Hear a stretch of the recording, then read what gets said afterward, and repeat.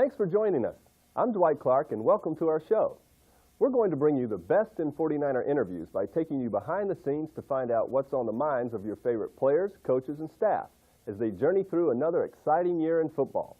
Our first guest is a man who's contributed much to the game of football, but he's kind of an unsung hero. His name, Harris Barton. Also, we'll be talking with 49ers strength and conditioning coach Jerry Attaway and find out how he keeps our guys strong. We'll be back with Harris and much, much more right after this. Welcome back. We're here with Harris Barton. Thanks for joining us, Harris. My pleasure. I love the show. Yeah. He's a real trooper. He just had surgery yesterday. Is that right? That's correct. My right shoulder been bothering me all year, and they went in yesterday and did some orthoscope and some snipping here and there, and hopefully 6-week rehab will be good to go. Now, didn't you just have this done on the other shoulder a couple weeks ago? Well, I did, but the other shoulder was not as major as this one. The other shoulder was just a minor thing, and I was back to full speed, and my right shoulder just kept bothering me, and I finally said, hey, I got to get it done. So how does this affect your off-season program?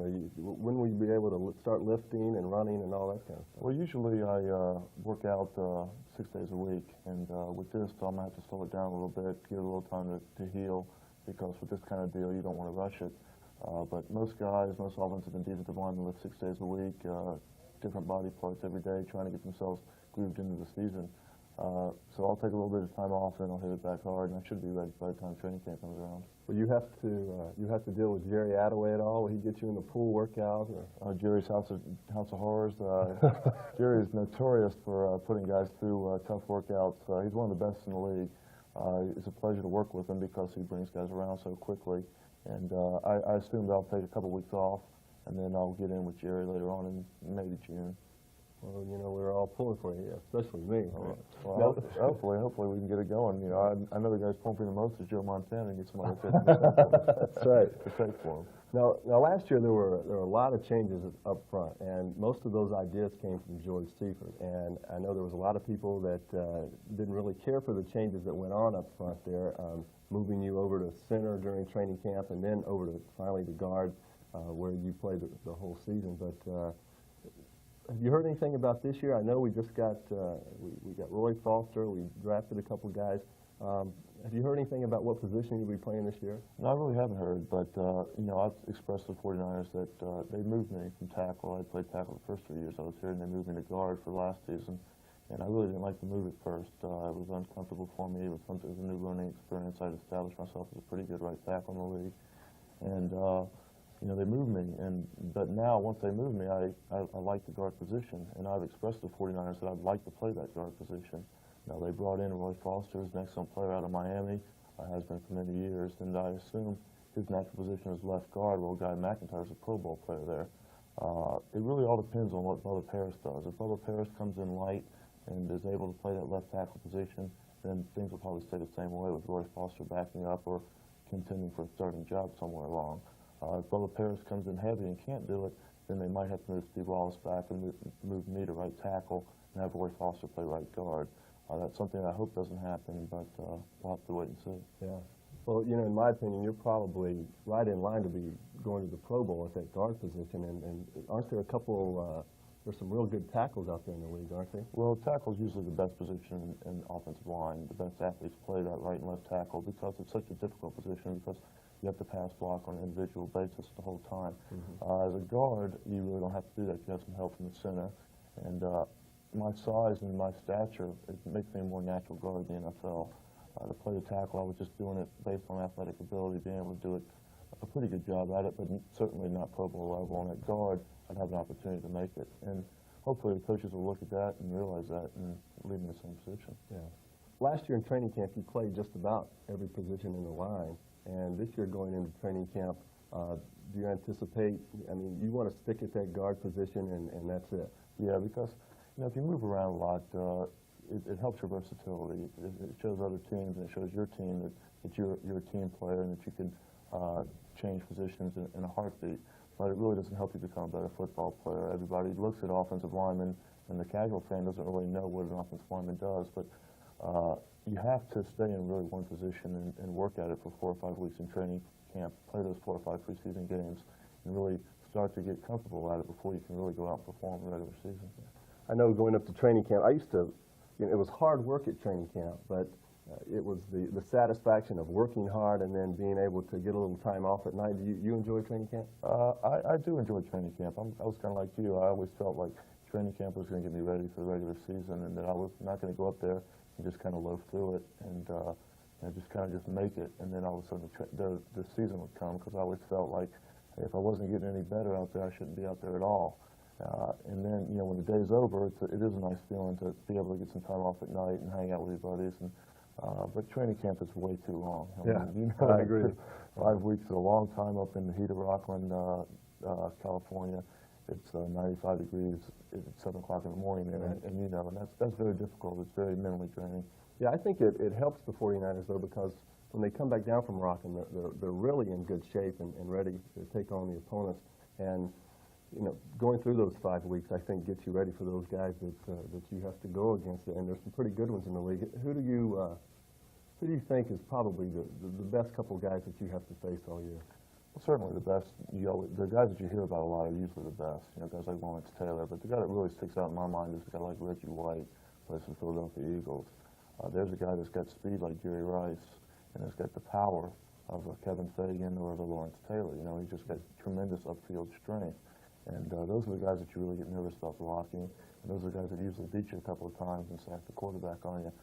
He deserves everything, all the recognition he gets. He's a fair player. He doesn't talk a lot of crap.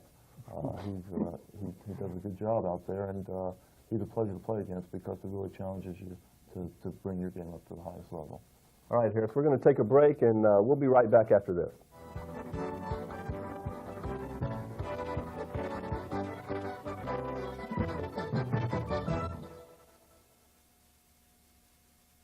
If you've just joined us, we're here with Harris Martin. Harris, there's been some major changes on the squad this year. Ronnie Lott's gone to the Raiders. Roger Craig's gone down to the Raiders. Matt Millen's to Washington. We're losing Eric Wright, Keena Turner, Mike Wilson. That's a major impact, but did you see the 49ers overcoming that?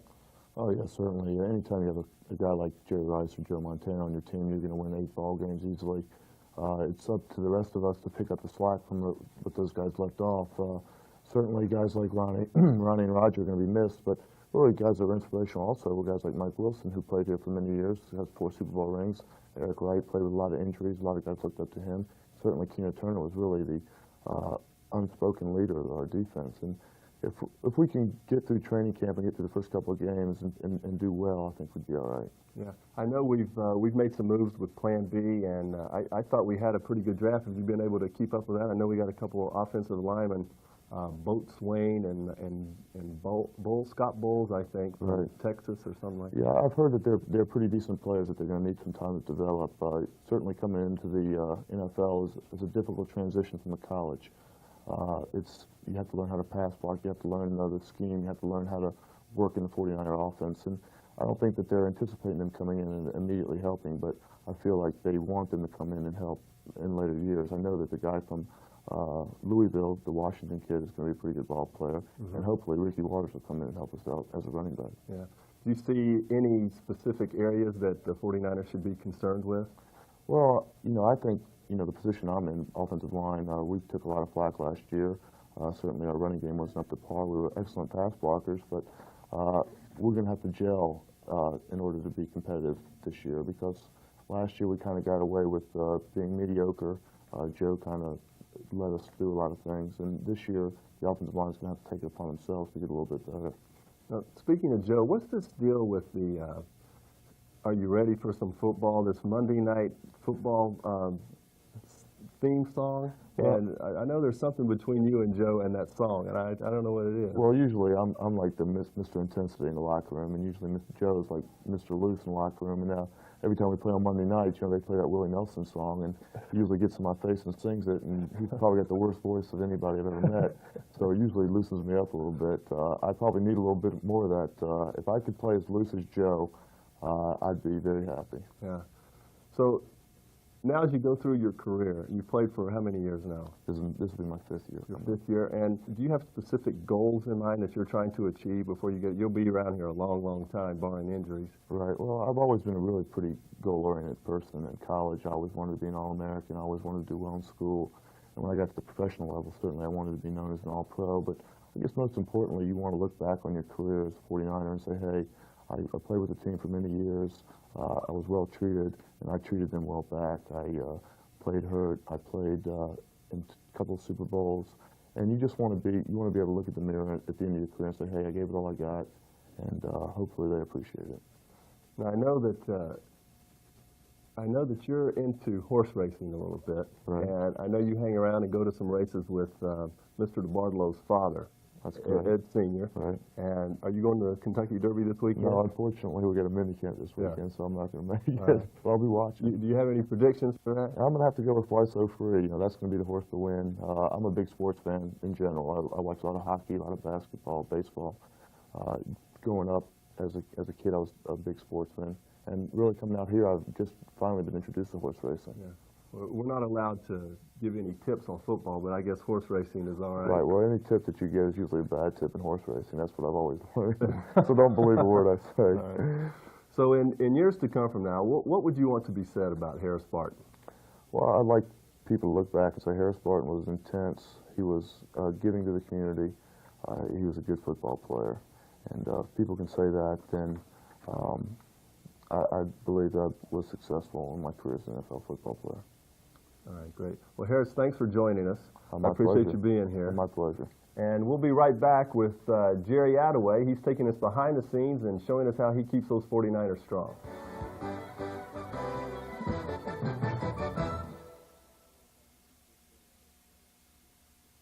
We're back, and joining us now is the strength and conditioning coach of the 49ers, Jerry Attaway. What does it mean to be a strength and conditioning coach? I mean, what do you have to do to get these guys going? It can be anything. I mean, there's people that have parts of their contracts for workouts. There's other people that are just highly motivated and they're here all the time. No one, as you know, in this business has to be here in the off season unless they have a special clause in their contract. Right. So it's bottom line is just try to get the people that are around or the people that live in other cities and give them whatever help you can, because it's their choice. Yeah. They're not required to come see me. I know it's tough for these guys to be self-motivated, and I know when they're coming in here, they're looking for a little help, and there's a workout thing that you kind of put them through. Can you kind of describe that? Because I've been through it one time, and I never wanted to go through it again. You're talking about on the field? Yeah. Or? Well, you know, most people, when you think of workouts, you go out and run a certain number of 220s or 880s or 100-yard dashes or 40-yard dashes, and what we try to do is make all of the things that they do somewhat related to the skills that it takes for them to perform in their position. So it's sort of a carnival. We hardly ever run in a straight line. We've got ball machines. If we want a linebacker, say, to run a sprint of some kind, we'll have him start out in a back pedal, which he normally would do. He'd turn and run. At the end of the run, we'd throw a ball out so he has to catch it. Mm-hmm. So we try to basically acclimatize them to what they do to make a living.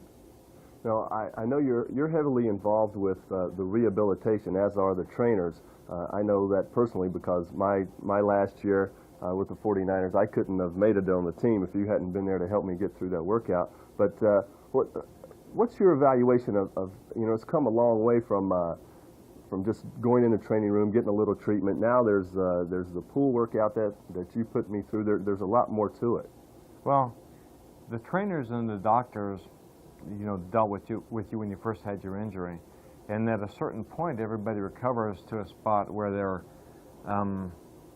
mobile, but they can't go perform the skills it takes for them to go back into play. And so, instead of letting people just sit around, what we try to do is use water as a medium that they can run and work in, that brings them around to where they can do skills that are similar to what they're doing, but there's no impact. So the pool was just a stage in bringing you from your injury to where, remember, we got to a point where we would go in the pool and then we'd go a little bit on land, and we kept adding more and more to the land. It's just to try to bring you back to what it takes for your skills to get back into play. Yeah.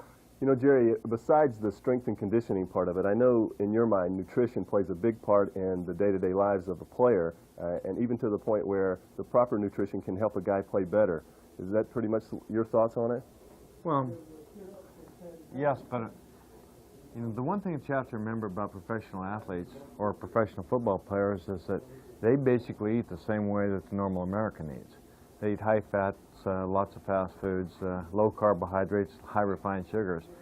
And what people don't stop and think about is the fact that there's 4 different kinds of fuels that you can eat: carbohydrates, fats, proteins, and alcohol. And if you have a car that goes 100 miles an hour on gasoline and put diesel in it, it might run, but it won't go 100. It may even work so hard that it overheats. Well, performance is controlled the same way. When you're working extremely hard, if you don't have the right fuels, you can't reach the right level of muscle contraction or just optimum performance. So nutrition is an extremely important thing. Probably over the last 10, 15 years, the biggest changes that I've seen that have taken place in people's performance have been when they've changed their nutritional habits. Well, thanks for joining us, Jerry, and I know you just recently got married, and I wanted to congratulate you on that, and thanks for joining us. Hope you'll be back with us. Thanks. We'll be right back after this.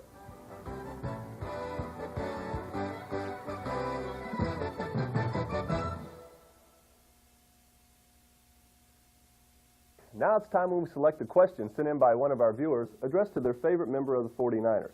This week's question is from Paul Angelo of Campbell, California, and Paul asks Coach Mike Holmgren, Coach Holmgren, being an NFL coach is a high-tension job.